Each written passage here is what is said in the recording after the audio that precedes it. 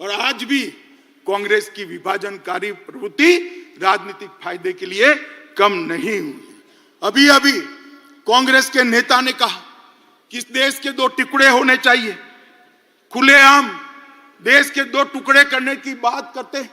Congress party इस statement से कन्नी भी नहीं काटती है।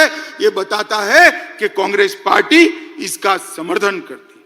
मां भारती का अपमान करने वाले जॉर्ज पुनिया का कांग्रेस के राजकुमार आशीर्वाद लेते हैं। जॉर्ज सोरेस जो भारत विरोधी है वो उनका समर्थन करता है। कोयम्बतूर बम ब्लास्ट को इंडी अलायंस इसके गुनहगारों को रिहा कर देती है और कांग्रेस के नेता पाकिस्तान में जाकर मोदी जी को हटाने के लिए पाकिस्तान की मदद मांगते हैं। पाकिस्तान की मदद मांगते हैं।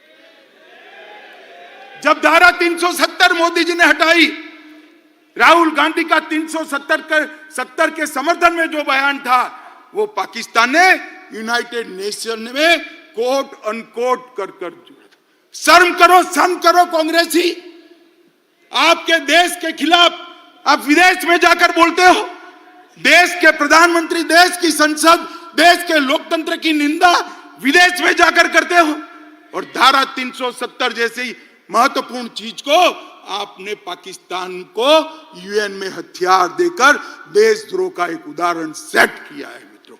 और मैं देश की जनता को कहता हूं, ये विभाजनकारी प्रवृत्ति जो आजादी के वक्त थी वो आज भी वहां पर है, उसमें कोई परिवर्तन नहीं हुआ। मित्रों, अभी अभी एक कांग्रेस के शहजादे को किसी ने एक भाषण लिखकर दे दिया है।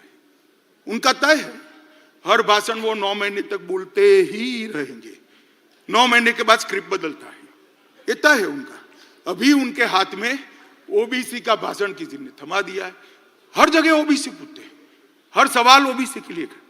मैं इनको कहना चाहता हूं, भाई अच्छा ट्यूटर रख लो, अच्छा शिक्षक रख लो और कांग्रेस पार्टी ने ओबीसी के लिए क्या किया है उसका जरा अध्ययन कर लो।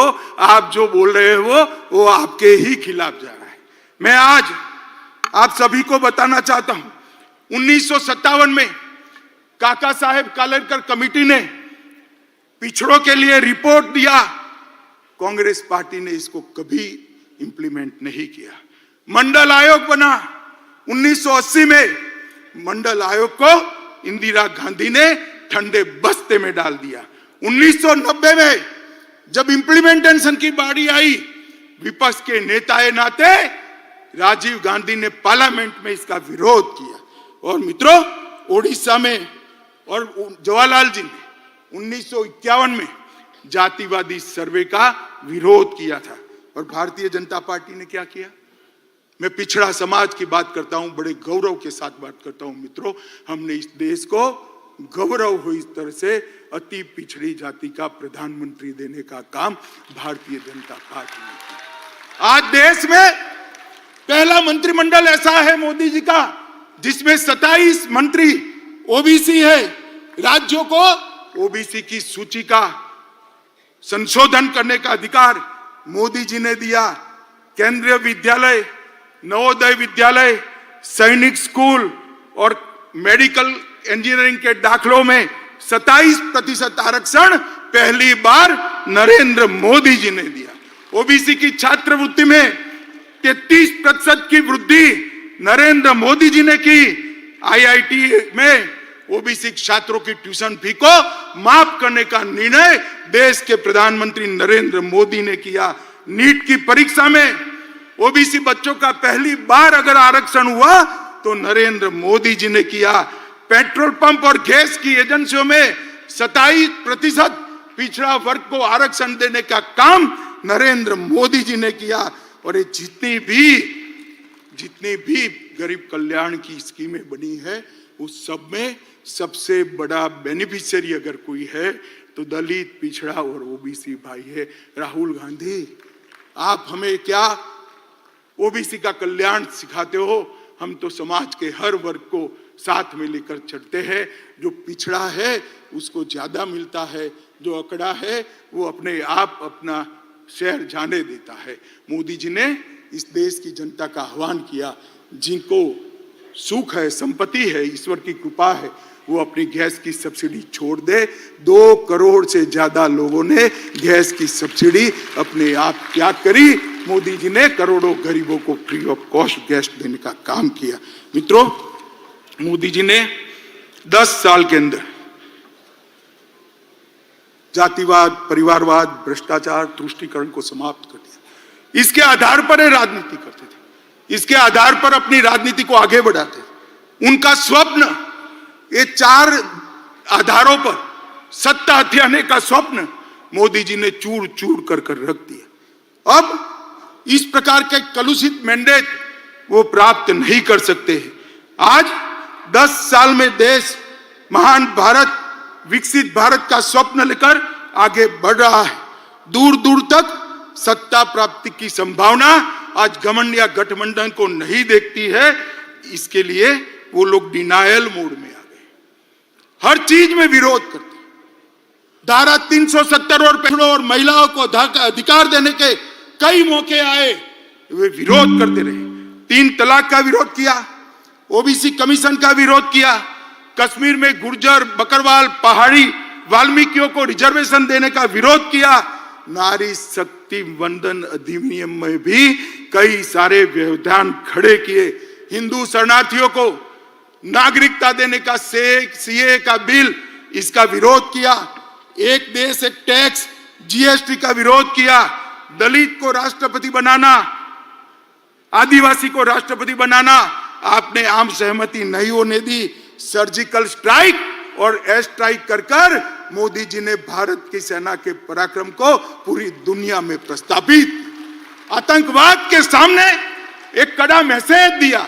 आपने उस वक्त भी, राहुल बाबा, आपने उस वक्त भी देश से साक्ष्य मांगे थे।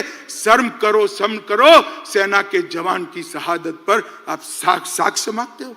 मित्रों, भारत ने वैक्सीन का निर्माण किया। 100 से ज्यादा देशों में हमारा वैक्सीन गया। वैक्सीन के माध्यम से आज 140 करोड़ का देश कोरोना से सुरक्षित हुआ। उसको भी मोदी वैक्सीन कर आपने बदनाम करने का प्रयास किया। मगर देश की जनता ने भी, आज भी कोई वैक्सीन लेने जाता है तो कहता है मोदी वैक्सीन दे दो भाई, मेरी इम्यूनिटी खत्म हो गई।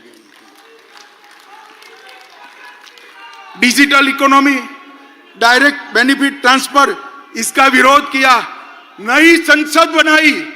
इतनी भव्य संसद देखकर आज पूरी देश की जनता पुलकित है, गौरवान्वित है। इसका भी आपने विरोध किया।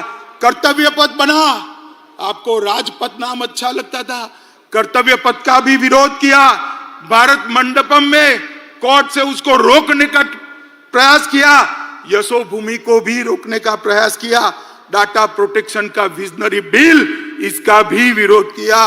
और अंत में रामलल्ला की प्राण प्रतिष्ठा का भी आपने विरोध किया। मित्रों, एक कांग्रेस डिनायल मोड में आ चुकी है। पूरे देश की जनता को मैं कहना चाहता हूं, 5 साल का पार्लियामेंट के अंदर कांग्रेस का हिसाब किताब निकालिए। इन्होंने पार्लियामेंट के अंदर शोर शराबे और बहिष्कार के अलावा कुछ नहीं किया। हम भी विपक्ष में रहे, 10 साल तक बैठे, आगे पूरा जीवन विपक्ष में। हम रचनात्मक विपक्ष की भूमिका निभाते, अच्छा है उसका समर्थन करते थे। और आपके भ्रष्टाचार को भी हमने उजागर किया।